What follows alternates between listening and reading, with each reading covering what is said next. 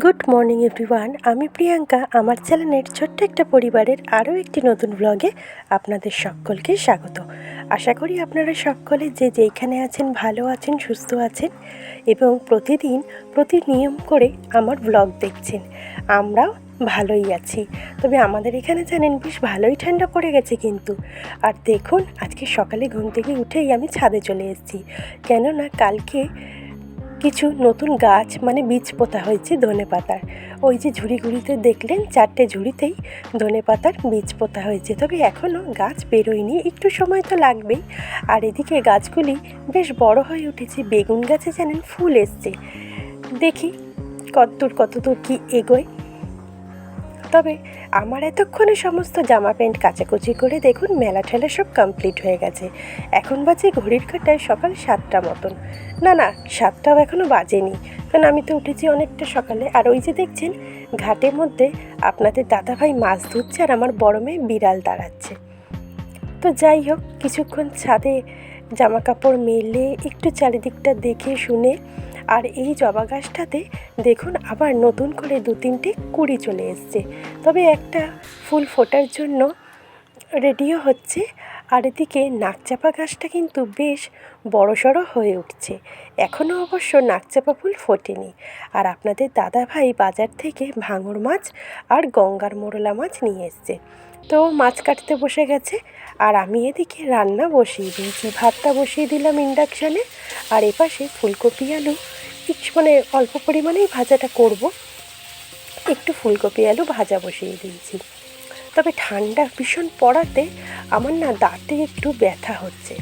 এটা প্রত্যেক বছরই হয়, প্রত্যেক বছর বলতে 3-4 বছর ধরে দেখছি বেশ ঠান্ডা পড়ার মুখে মাড়িগুলি এত শিনশিন করে আর দাঁতে বেশ পেন হচ্ছে। ঠান্ডা জল খেলে প্রচণ্ড ধরে। ঠান্ডা জল বলতে নর্মাল জলটাই তো এখন প্রচণ্ড ঠান্ডা হয়ে যায় বোতলে থাকতে থাকতে, টেম্পারেচারটা যেহেতু বাইরের কম সেই কারণে।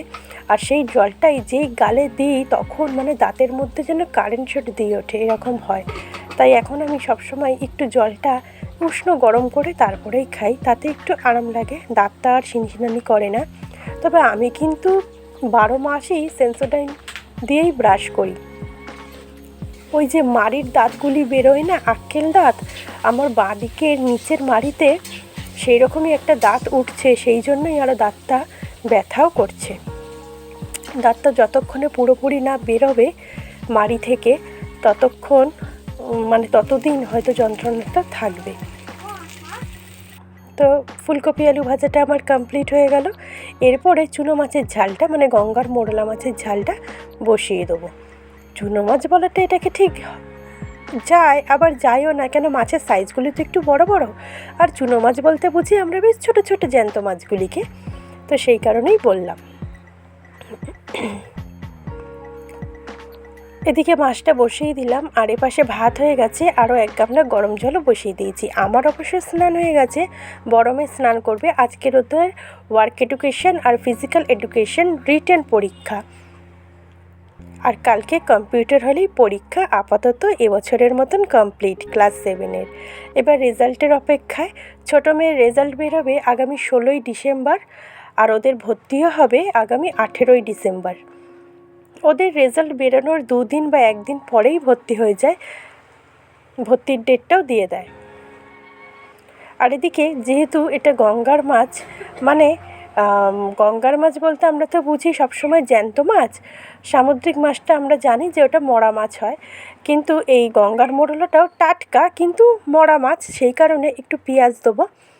কালো জিরে ফোড়ন দিয়ে পেঁয়াজ দিলাম, পেঁয়াজটা বেশ খানিকক্ষণ ভাজা ভাজা হয়ে যেতে টমেটো কুচি, একে একে হলুদ গুঁড়ো, লঙ্কার গুঁড়ো, পরিমাণ মতন লবণ আর একটু মিষ্টি দিয়ে, আর একটুখানি আদা রসুন বাটাও দিয়েছিলাম।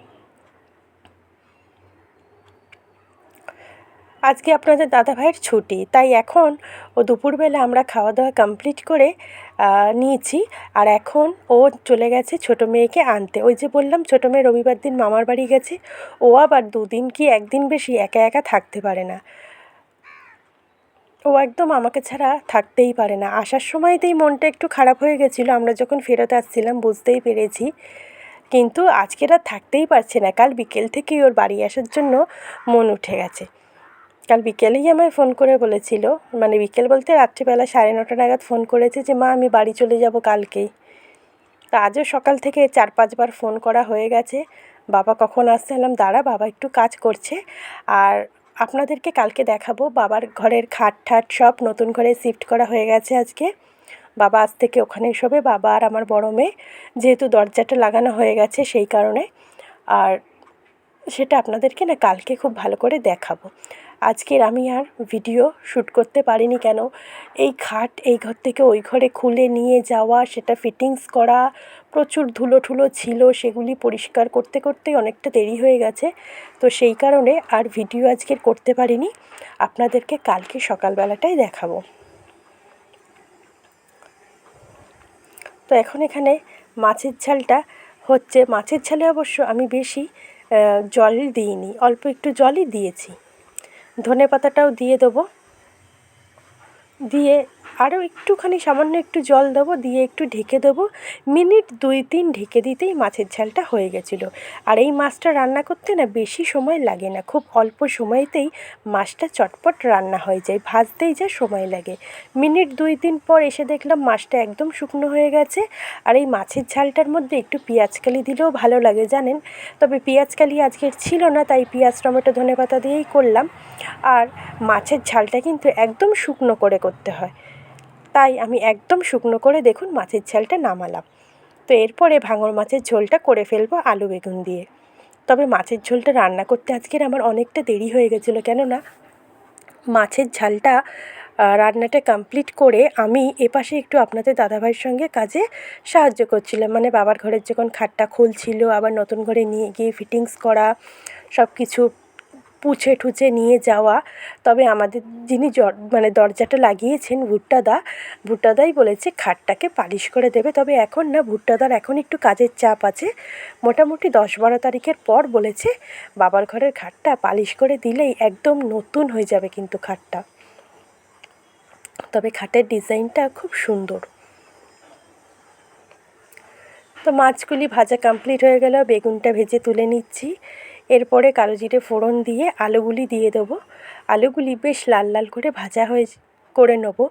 আর আজকে আমার মেয়ের 1 ঘন্টা পরীক্ষা ছিল, ও তো 35 মিনিটেই পরীক্ষা দিয়ে চলে এসছে। আমি বললাম কিরে কী পরীক্ষা দিয়েছিস? বলে মা ভালোই দিয়েছি, যেটুকুনি দিয়েছি, দুটো মিলিয়ে তো 15ই পরীক্ষা রিটেন। 15 করে মানে হাতের কাজগুলি যেগুলি করতে দিয়েছিল সেগুলি হয়েছে, আর 15 করে রিটেন হয়েছে। তো 15তে আর কইটুক লেখা দেবে বলো? আর এমনিও কোশ্চেন পেপার তো দেয়নি, এমনি ফিল ইন দ্য ব্ল্যাঙ্কস দিয়েছিল, মানে ওই ফাঁকা কাগজের মধ্যেই টিকমার্ক দিয়ে বা কোশ্চেনের অ্যান্সার লিখে দিতে হবে, সেই কাগজই দিয়েছিল, ছাপা কাগজ আর কি। ওই জন্য আলাদা করে কোশ্চেন শিট দেয়নি দেখে আরও তাড়াতাড়ি পরীক্ষা কমপ্লিট হয়ে গেছে। তো এরপরে আমি মাছের ঝোলটা বসিয়ে নিচ্ছি। আলুগুলি বেশ ভালো করে ভাজা হয়ে যেতে আদা জিরে শুকনো লঙ্কা বাটা দিয়ে দিলাম। তারপরে দিয়ে দিচ্ছি হলুদ গুঁড়ো, লঙ্কার গুঁড়ো, পরিমাণ মতন লবণ, আর সামান্য একটু মিষ্টি, যেহেতু বেগুন দেবো মাছের ঝোলে। আর বেগুনের তরকারিতে কিন্তু একটু মিষ্টি দিতে হয়, নাহলে বেগুনের তরকারির টেস্টও হয় না, খেতেও ভালো লাগে না। অবভিয়াসলি টেস্ট না হলে ভালো কি আর লাগবে বলুন? তো একটু জল দিয়ে এবার মশলাটাকে বেশ ভালো করে কষিয়ে নেব। আর মাছের ঝোলটা যখন আমি বসাচ্ছি তখন প্রায় 12:30 বাজে। এত বেলায় আমার রান্না করার না কোনো এনার্জি থাকে না, জানেন তো। আসলে আমাদের রান্নাটা একদম 8:30 থেকে 9টার মধ্যে কমপ্লিট হয়ে যায় পুরোটা। আর সেই কারণে না, যেদিনই আমার রান্না করতেই, যেমন এইদিকে আজকের একটু কাজ করতে গিয়ে রান্নাটা দেরি হয়ে গেল, সেদিন যেন আমার রান্নার কোনো এনার্জি থাকে না, ভালোই লাগে না রান্না করতে, এরকম ব্যাপার। কিন্তু মাছের ঝোলটা না করলেও বা খাবে কী দিয়ে? আজকে তো সেরকম কিছু তরকারিপাতি করিনি, জানি না রাত্রে কী রান্না হবে। তবে আপনাদের দাদাভাই ছুটি থাকলে বা ছুটি না থাকলেও রাত্রেবেলা কিছু না কিছু প্রতিদিনই হয়। কালকে যেমন হলো তড়কা আর রুটি। তো দেখা যাক আজকে রাতে কী হয়। আর এদিকে মাছগুলিও দিয়ে দিলাম, কেন আলুটা বেশ লাল করে ভেজে নিয়েছিলাম। আর তারপরে বেশ ঢেকে ঢেকে কষানোতে আলুটা প্রায় সেদ্ধ হয়ে গেছিলো, তাই মাছটা দিয়ে বেশিক্ষণ আর ফোটালাম না। আলু সেদ্ধ হয়ে গেছে, এবার ভেজে রাখা বেগুনের টুকরোগুলি দিয়ে দেবো, আর ওপর থেকে ধনেপাতা ছড়িয়ে দেবো। দিলেই আমার রান্না আজকের মতন কমপ্লিট হয়ে যাবে। দেখে বলুন তো মাছের ঝোলের রঙটা কেমন হয়েছে? তবে খেতে কিন্তু খুব ভালো হয়েছিল। বাটির মধ্যে যে ঝোলটা ছিল আপনাদের দাদাভাই দেখলাম খাবার পর ঝোলটা চুমুক দিয়ে খেয়ে নিল। ও সচরাচর ঝোল কিন্তু খায় না, একমাত্র মানকচুর তরকারি বা গাঁঠি কচুর তরকারি হলে তবেই সেই ঝোলটা খায়। তো যাই হোক, দেখছেন টকবক করে মাছের ঝোলটা ফুটছে, দেখে বলবেন কিন্তু অবশ্যই কমেন্টে কেমন হলো মাছের ঝোলের রঙটা। খেতে তো ভালোই হয়েছে, আমি সেটা বলেই দিলাম। তো চলুন আজকের মতন ভিডিওটা এখানেই রাখলাম। ভালো লাগলে অবশ্যই চ্যানেলটা সাবস্ক্রাইব করে পাশে থাকবেন, লাইক শেয়ার কমেন্ট করবেন, আর ভিডিওটা দেখার জন্য thank you so much, tata.